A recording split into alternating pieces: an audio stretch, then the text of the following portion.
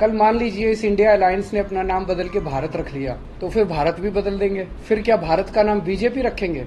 वो मोदी जी की ही सरकार थी जिसने पावर में आने के बाद कई ऐसे नारे दिए जिनमें उन्होंने चीख चीख कर इंडिया का नाम लिया, जैसे digital India, Khelo India, skill India, make in India और भी कई। लेकिन तब तो उन्होंने ये नहीं सोचा कि ये नाम गुलामी का नाम है या अंग्रेजों का दिया हुआ है। उस समय तो वह इंडिया के समर्थन में थे। फिर ये अचानक उन्हें क्या हुआ कि वो इस नाम के खिलाफ हो गए। और क्या अब वो इंडिया को केवल भारत बनाकर ही दम लेंगे? हम इसमें आपका वक्त जाया नहीं करेंगे कि भारत नाम कैसे पड़ा और इंडिया कैसे पड़ा, क्योंकि ये हर कोई जानता है कि भारत नाम हमारी संस्कृति और हमारी पसंद के हिसाब से रखा गया है और इंडिया नाम हमें अंग्रेजों ने दिया, क्योंकि वो ठीक से भारत या हिंदुस्तान बोल नहीं पाते थे। पर्सनली मैं भी चाहता हूँ कि ये गुलामी का नाम हटाकर हमारे देश का नाम केवल भारत हो। वैसे दोस्तों, मैं न तो मोदी जी का विरोध करता हूँ और न ही भारत का। मैं तो संविधान को मानता हूँ और संविधान के अनुच्छेद 1 में कहा गया है भारत अर्थात इंडिया राज्यों का एक संघ होगा। अब ऐसा नहीं है कि देश के नाम को लेकर ये बहस और विवाद नया है, बल्कि जब वर्ष 1949 में संविधान सभा द्वारा संविधान का निर्माण किया जा रहा था, तब भी देश के नाम को लेकर मतभेद था। कुछ सदस्यों को लगा कि इंडिया शब्द गुलामी के उत्पीड़न की याद दिलाता है,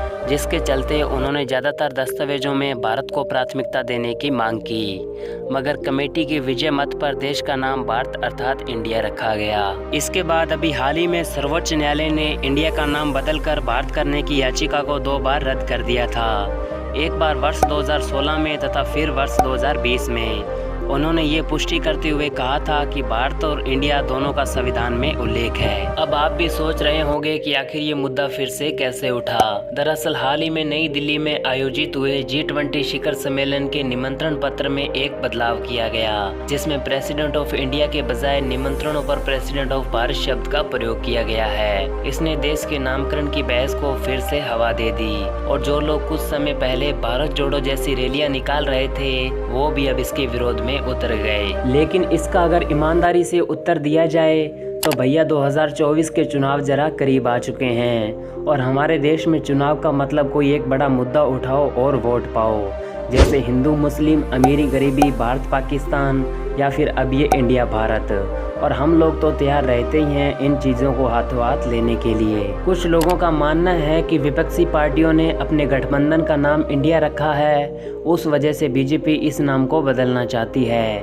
और वो ये भी कहते हैं कि क्या इससे पहले जिसने प्यार से इंडिया कहा वो भारत को प्यार नहीं करता?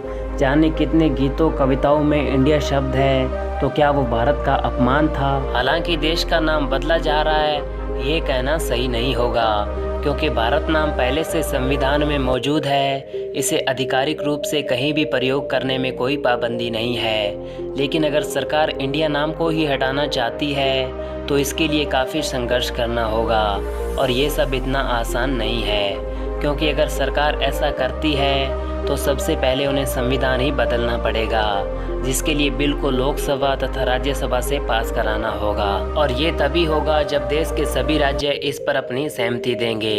अब भारत के सभी राज्यों में तो बीजेपी की सरकार है नहीं, ऐसे में बाकी पार्टियां भी इस पर हामी भरेंगी, इस बात पर ज़रा संदेह है। अगर सरकार इंडिया नाम को हटाना चाहती है तो उसे उन सभी नामों को भी हटाना पड़ेगा जिसमें इंडिया नाम जुड़ा हुआ है, जैसे उदाहरण के तौर पर RBI, BCCI, ISRO तथा और भी बहुत कुछ। अगर आप इसमें आने वाले खर्च का हिसाब लगाना चाहते हो तो यूपी के शहर इलाहाबाद को प्रयागराज बनाने में 300 करोड़ रुपए का खर्च आया था। अब आगे आप समझदार हैं। धन्यवाद।